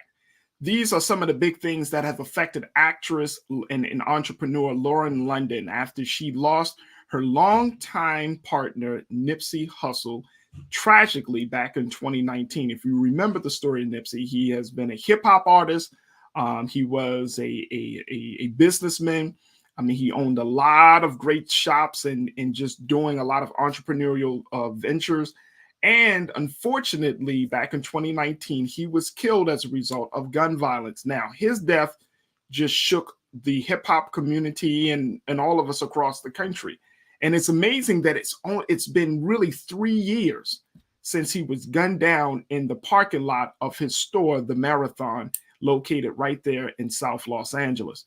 Now, to Lauren, she talks about how she has been dealing and dealing with the grief of losing Nipsey. She said on a recent podcast, when she was asked how it feels to have a plan for your life and then have that picture you imagined torn apart, she said, quote, "It is the ultimate test of surrender, letting it go and letting God now move in your life." I think for me, I had this idea. We had the kids, we had a family, but the head of the household is not here anymore. Does that mean I have no purpose here anymore? No, I still have a purpose. I still have a mission. And now I have to tap into myself. I had to surrender my idea of what I thought my life should be and give my children the opportunity for a happy life. I want to bring in Nira Muhammad as we have this final conversation. Dear, when we think about the grief that Lauren London had to work, and she's still grieving. She's still grieving because it's a forever thing. It's a forever thing, right? Nipsey Hussle is also, Nipsey he shot it out in all your big songs. Of course, people talk about him. It's like you're not gonna forget. And I'm sure she will. There won't be a time where she won't be reminded of how wonderful he was, or what type of man that he was, and all of those things. And she'll see him through her son every single day. They have a son together. Right. But to that point that she made about having a purpose, that she had to surrender this idea of what her life should be. And you and I've talked about this. Like sometimes your life can go, you think your life will be in a certain place, and you know people like this, and I know people who say, okay, by this age I want this, by this age I want that.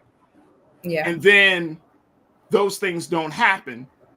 And then it's a hard place when the person you wanted to spend your life with is not there. It's a hard pill to swallow when you realize that your life is not going the way you imagine, and you have to reorient yourself to finding some balance. What are your thoughts around that? I think it's really beautiful, for one, that Lauren had the courage to really talk about it, because we really don't get to hear about the other side of that grief. So to hear Lauren talk about how she had to surrender what she thought her life was supposed to be like, that was real. That really hit home. And I want to say, there's nothing wrong with having a plan for your life. You should have a plan for your life. You should have expectations for your life. I think the big difference is getting out of saying, by the age of, I need to have this done, instead of just making it a little bit more loose. During my lifetime, I want to accomplish this. I don't want to get into the habit of saying, by the age of 32, I need to have XYZ, because then the moment that you don't live up to that expectation, now you're looking at yourself as you're a failure. So instead of saying, I want to accomplish this by a certain age, say, I want to accomplish this in my lifetime. Yeah. Because this, like the black woman from Black Panther, what was she, in her 80s? She had always wanted to be an actress, and it wasn't until her 80s that she got a breakout role in Black Panther. So You're never too old to live up to your potential. You're never too old to live up to your purpose. We have to get out of putting a date stamp on something when we don't have control. We really don't. And I love how you said that, because I remember one of my longtime mentors taught me, when you deliver any type of speech, a sermon, that you can certainly have notes. But he told me this way. He said, you can have your notes on paper, but he said, always leave inspiration. Mm-hmm. Always leave a space for inspiration. Don't have your bullet points so tight that God can't inspire you or can't compel you to say certain things, right? So he said, always, and I never forgot about that. He said, I literally leave a space on the paper for God's inspiration.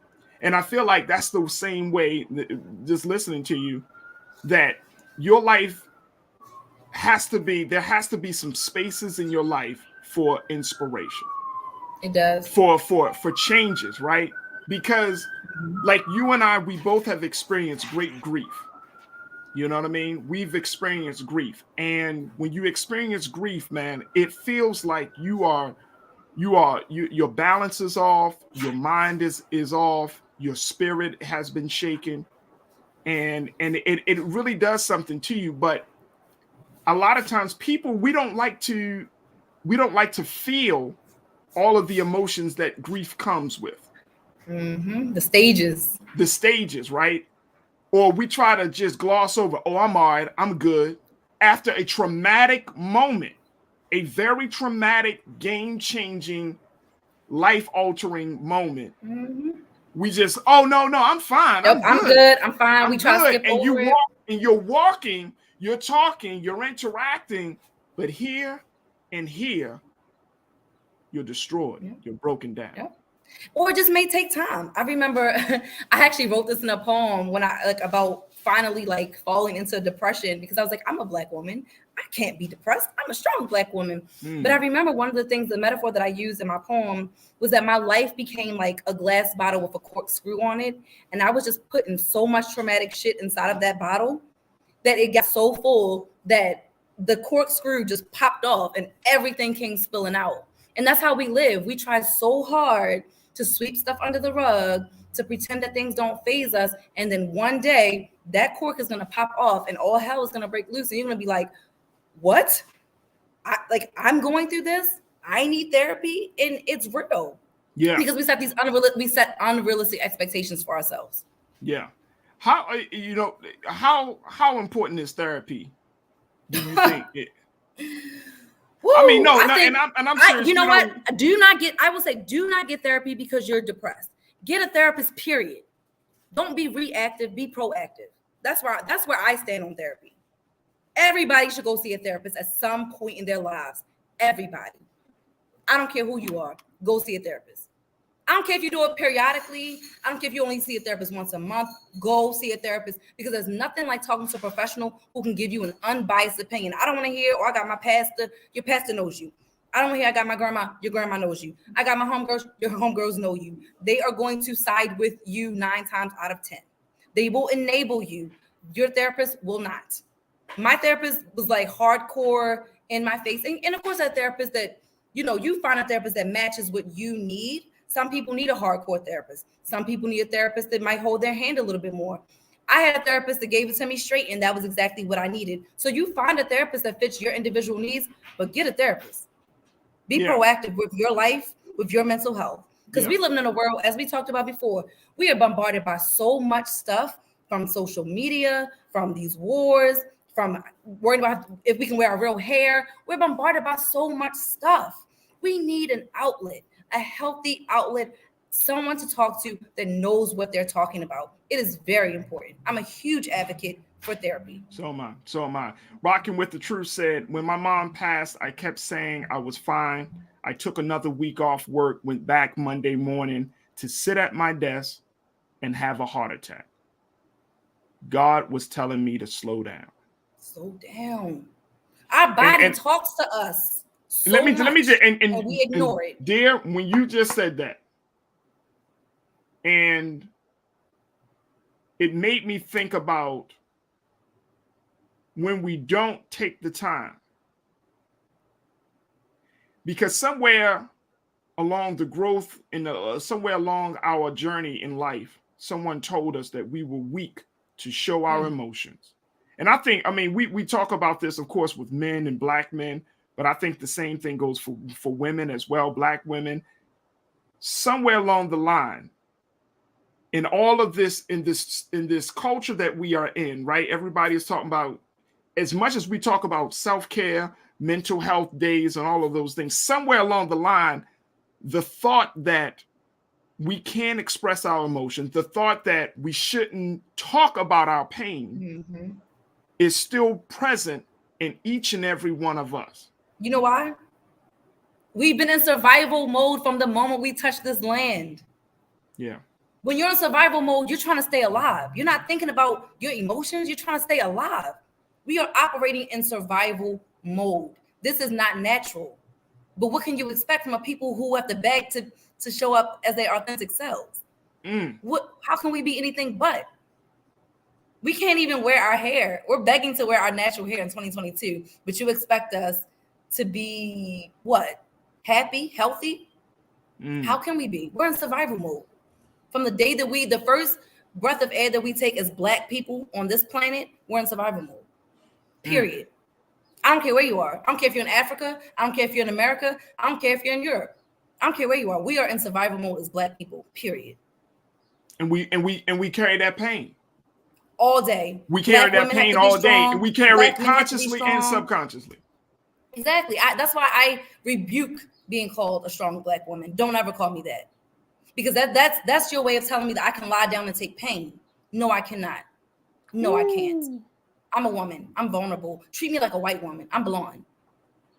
I want to be weak like her. I want to be mild like her. I want to be dainty like her. I want someone to open my car doors like her. I don't want to be the strong Black woman that has to bear the brunt of everybody and all of society, including Black men. No longer. No more. I love it. I absolutely love it. And I think to that point, you know, what Lauren was mentioning about, you know, just being open to change. Mm-hmm. You know what I mean? And just being open that things will happen in your life. You know, there's nobody that's living that doesn't have a problem. Nope. We all got problems. I mean, seriously, let's keep Everybody. it real. I know, no, and that's I know real. when White, I hate Black, when people, Asian, Indian, big, small, nobody, child, everybody adult, has a problem. Everybody. And look, I hate when people say, I ain't got no problems. You're lying to yourself, therefore you're lying to me. Yeah. And I can't trust nothing else that you say coming out after that statement. Yeah. Because we all got problems. We're all trying to figure life out, right? Yeah, like and when life doesn't go. People, I'm sorry. I hear people talk about depression now. They talk about it as if it's like an anomaly. Like we're all gonna go through depression at some point in our lives. Yeah, why do we act like it's it's isolated? Like only certain people go through depression. You're human. You live in America. You live on this earth. You're gonna go through depression at some point. It's that simple. Stop making it like it's this rare disease. It's not. And you know what? That's a whole different conversation. I think we really do need to have that. We that do. We gotta have mental health. And having a full understanding that, you know, mental health is a priority, and it has to be a priority not only for the community, it has to be a priority within our culture. But I love the fact that just some of the big points that you brought up today, talking about, you know, dealing with grief, dealing with therapy, very, very timely. Dear, I got to let you go, but I appreciate you. Thank you so much for checking in today, having great conversations. I thank you so much. I see you. And someone said on the chat, it's been a long time since they've seen a real chalkboard. Listen, I actually use that chalkboard too, but I have a smart board too. So yeah, I'm fancy over here. I got the big, but I'm old school. Technology will shut down on you, man. It will shut down on you. I keep it old school. I got my chalk and everything. There you go. Nira Muhammad, who is an author, she's an activist, and she's host of Queen Talks with Nira. Queen Talks with Nira Muhammad. You can find it on all of the podcast platforms. Thank you, Nira. Thank you, dear, for checking in tonight. Always. We appreciate you. All right, folks, that's going to do it for me. Man, oh man, what a great show. Great conversations. And again, folks, we are 30 days in. We are starting on the new day for the next 30 days. And I truly, truly appreciate each and every one of you for supporting us here on The Culture each and every day. Your comments, your insights, just tuning in. And of course, we need your financial support. So make sure you do your due diligence. If you've been enjoying what you've been hearing all these past 30 days, this past week, all today, then show your support. You can go to Black Star Network, download the app for free, and you can support the Black Star Network as a Black-owned media outlet. This is amazing. We are on to something absolutely magical. It's something phenomenal right now with Black Star Network, and we need your support. All of the programs that come on every day, every week, of course, Big Brother Roland Martin, we're doing it. We're absolutely doing it. However, we can't do it. We won't do it without your support. So make sure you show your support. All right, folks, tomorrow I got a fantastic lineup of guests and folks that are going to be joining us. We're going to bring some new faces and some new voices. So make sure y'all tune in tomorrow. As always, never be afraid to challenge what's wrong. Stand for what's right while being yourself in the process. God willing, we'll talk tomorrow for another exciting edition of The Culture right here on the Black Star Network. Peace and love, family. Thank you for tuning in.